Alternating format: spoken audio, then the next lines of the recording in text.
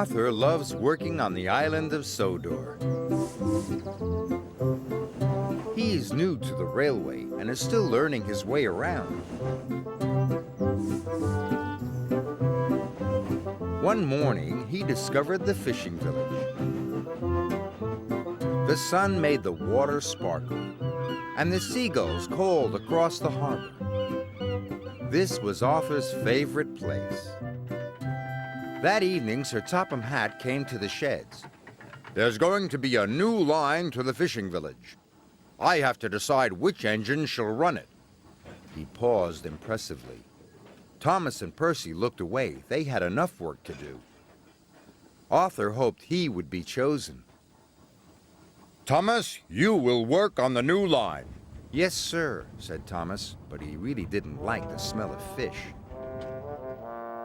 Arthur was disappointed. Sir Topham Hatt sent him to haul coal to the steelworks. That evening, Thomas was at the washdown when Arthur puffed in. "Do I smell a fishy engine?" he teased. "Yes," huffed Thomas. "Silly fish, smelly new line." Arthur wished he could go to the fishing village instead of the steelworks. He'd be much happier than Thomas. The next morning, Thomas was still grumpy. The fishermen had caught lots of fish. "Hurry up," said Thomas. "I'm a busy engine." "And a fussy one, too," said the fisherman. "Just enjoy the fresh, salty smell of the fish." "P.U.," puffed Thomas. Thomas steamed as fast as he could along the line.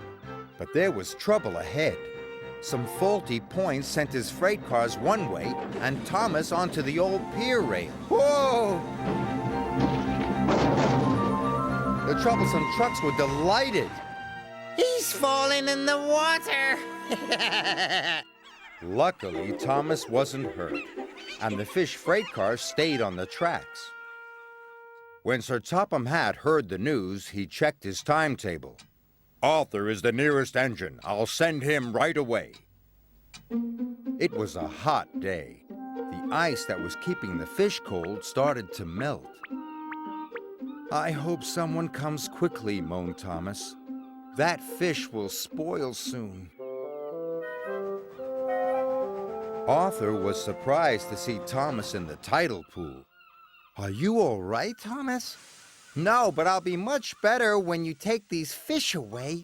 "The breakdown van will be here soon," called Arthur's driver. Arthur knew he had to hurry.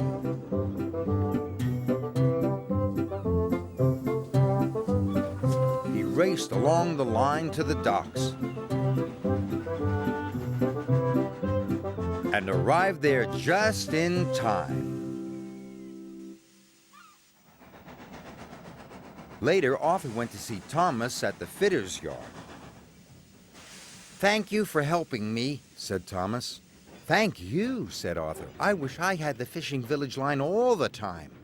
"Well, please tell Sir Topham Hatt, because I don't like fish." That evening, Sir Topham Hatt came to the sheds. "I need an engine to go to the fishing village while Thomas is being repaired," he said. "Any volunteers?" "Me," Arthur blurted out. "And please, sir, may I run on that line all the time? Thomas doesn't like fish, but I do." "Then the line is yours," said Sir Topham Hatt. Arthur was delighted. The next morning, he puffed into the fishing village right on time. The smell of fish was everywhere, but he was sure he had the most beautiful line on the island of Sodor.